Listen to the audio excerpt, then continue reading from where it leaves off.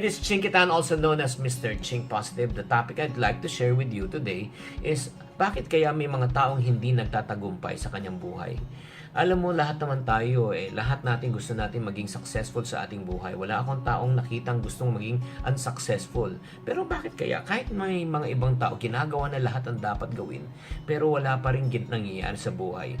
Ang dami nilang pinagkakabalahan, dami nilang pinapasukan, pero wala pa rin kahinatnan.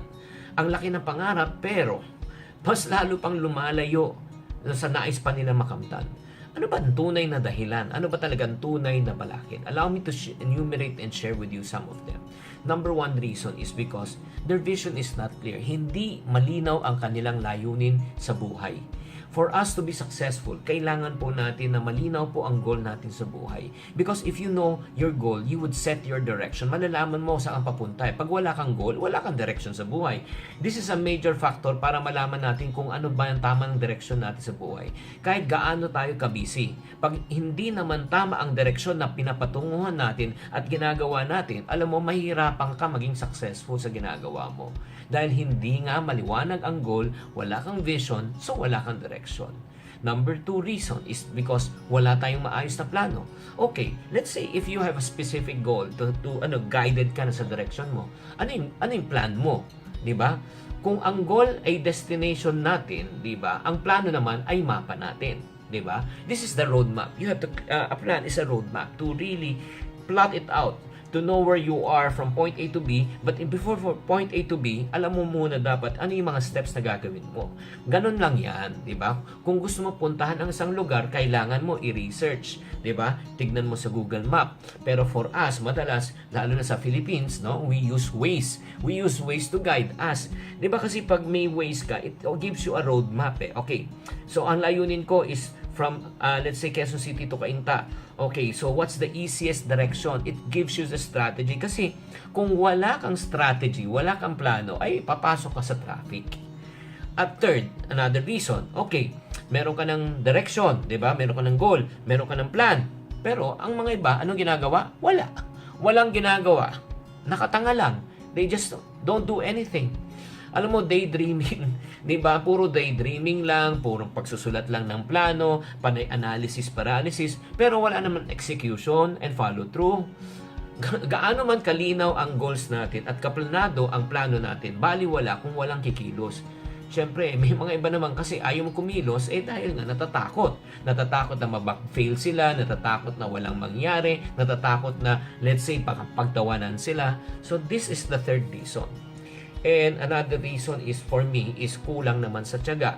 Some people naman, they attempted, they pushed through, they did something, pero nung nag-fail, anong ginawa? Wala na, they stop. 'Di ba? Iniisip lang parati yung ika nga ay yung quick fix. Iniisip lang na biglang maayos. Iniisip lang na biglang mayaman. Mahirapan na ng konti, umaayaw na. Minsan nga, itong mas malungkot inumpisahan, 'di ba? Tumakbo na, malapit na sa finish line. Hindi pa magawang pagtiisan ang natitira pang butas ng karayom, nag-give up na. They just easily give up. You know what? You cannot do that.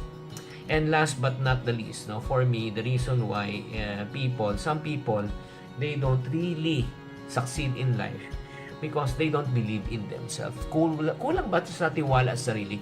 This is the time na talaga kailangan mo maging BS. When you say BS, believe sa sarili. Kailangan naman may konting paniniwala naman sa ating sarili na kakayanin natin. Kapag ang tinatak parati natin sa ating isipan na hindi ko kaya, mukha akong talunan, na walang mangyayari sa buhay ko, talagang hindi mo siya kakayanin.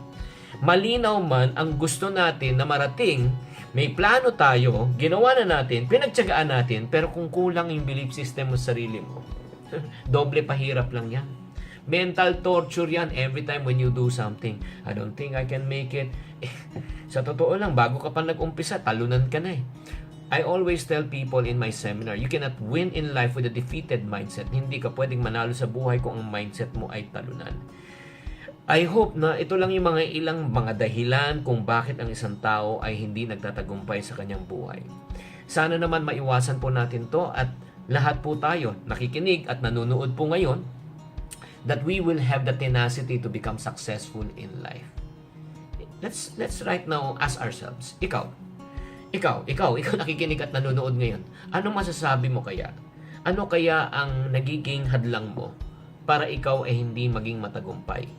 Is it because na hindi maliwanag ang layunin mo sa buhay, you don't have a clear goal in life? Or number 2, you lack planning, wala kang plano? Or number 3, you lack action? Number 4, you lack patience dahil hindi ka matyaga? Or if not naman, you lack self-confidence, hindi ka nagtitiwala sa iyong sarili.